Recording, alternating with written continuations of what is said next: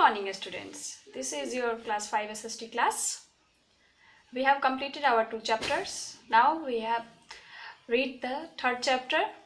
In 3rd chapter, we read the 2nd chapter, latitudes and longitudes. Previous chapter में आपने globe के बारे में पढ़ा था, मैप के बारे में पढ़ा था कि किस तरह से हम ग्लोब और मैप की मदद से किसी भी प्लेस को कहीं लोकेट कर सकते हैं। आप ये भी जानते हैं ग्लोब अर्थ का एक छोटा रूप है। अगर आप ध्यान देंगे तो ग्लोब के बीच में ना एक एक्सल होता है जिसपे वो चारों ओर मूव करता है। उसी तरह हमारे अर्थ पे भी एक इमेजिनरी लाइन होती है जिसपे अर्थ हमारा चारों ओर रोटेट करता है। उस इमेजिनरी एक्सल को एक्सिस ऑफ द अर्थ बोलते हैं जिसपे अर्थ चारों ओर रोटेट करता है। हमारा जो एक्सिस है वो 2 पॉइंट पे जाके मिलता है, एक नॉर्थ पोल और एक साउथ पोल। तो अर्थ को एक लाइन है, इमेजिनरी लाइन, जो 2 भाग में बांटती है, उसे हम इक्वेटर बोलते हैं। वो अर्थ के बिल्कुल बीच में होता है जो, और फिर जब इक्वेटर हमारे अर्थ को 2 भाग में बांट देता है तो जो आधा हिस्सा होता है उसे हम हेमिस्फीयर बोलते हैं। तो जो नॉर्थ पोल और इक्वेटर के बीच का रीजन होता है उसे हम नॉर्दर्न हेमिस्फीयर बोलते हैं, और जो भी रीजन साउथ पोल और इक्वेटर के बीच का होता है उसे हम साउदर्न हेमिस्फीयर बोलते हैं। अब हमारा नेक्स्ट टॉपिक है लैटिट्यूड्स। लैटिट्यूड्स किसे बोलते हैं? A set of imaginary line drawn parallel to the equator are called latitudes. आप सब अपनी बुक पे ध्यान दें, बुक की फर्स्ट लाइन लिखी हुई है पेज नंबर 13 में कि इमेजिनरी लाइंस का जो सेट होता है जो इक्वेटर के बिल्कुल पैरेलल खींची गई हो उसे हम लैटिट्यूड्स बोलते हैं। इसलिए नॉर्थ और साउथ, इक्वेटर के नॉर्थ साइड और साउथ साइड, दोनों साइड लैटिट्यूड्स बनाए होते हैं। The equator is a latitude that passes through the centre of the earth. हमारा इक्वेटर भी एक लैटिट्यूड है जो हमारे अर्थ के सेंटर से होकर गुजरता है। इनफैक्ट सबसे लंबा लैटिट्यूड हमारा इक्वेटर है। लैटिट्यूड्स को हम एंगल में मेज़र करते हैं, चाहे वो नॉर्थ में हो या साउथ में हो। लाइक जो नॉर्थ में लैटिट्यूड्स होंगे उन्हें हम 1 degree north to 90 degree north में मेज़र करते हैं, और जो साउथ में होंगे उन्हें 1 degree south to 90 degree south में मेज़र करते हैं।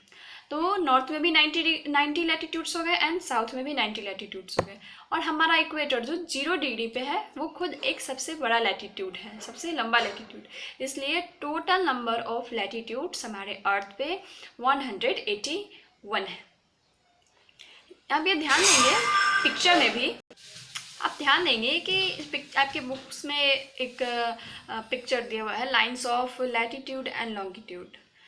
तो लैटिट्यूड और लॉन्गिट्यूड में देखेंगे कि लैटिट्यूड जो है बीच का हमारा इक्वेटर, वो लाइन सबसे लंबी है, और जैसे ही नॉर्थ पोल के साइड बढ़ती जाती है हमारी लैटिट्यूड उतनी ही छोटी होती जा रही है, या साउथ पोल में।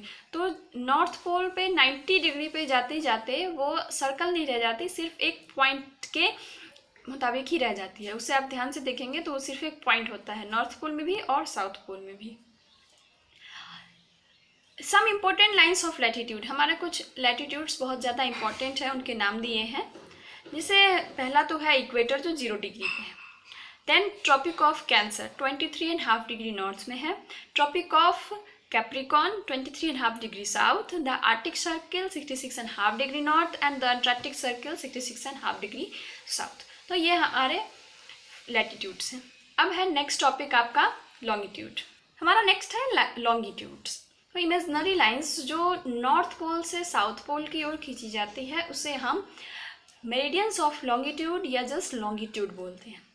हमारे लैटिट्यूड में तो पैरेलल लाइंस थी ना, जो इक्वेटर के ऊपर और इक्वेटर के नीचे खींची गई, लेकिन लॉन्गिट्यूड जो है वो north pole to south pole में खींची जाती है। तो हमारे टोटल लॉन्गिट्यूड्स जो हैं वो 360 हैं। जो सेंट्रल है जो 0 डिग्री पे है उसे हम प्राइम मेरिडियन बोलते हैं। हमारा जो प्राइम मेरिडियन है, हमारा लॉन्गिट्यूड है 0 डिग्री, वो भी हमारे अर्थ को 2 भाग में बांटता है।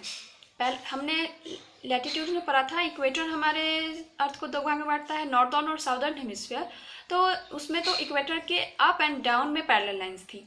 इसमें आपको नॉर्थ टू साउथ पोल है, तो इसमें भी आपको 2 भाग में अर्थ को बांटा गया, eastern hemisphere and western hemisphere. Total hemisphere हमारे 4 हो गए।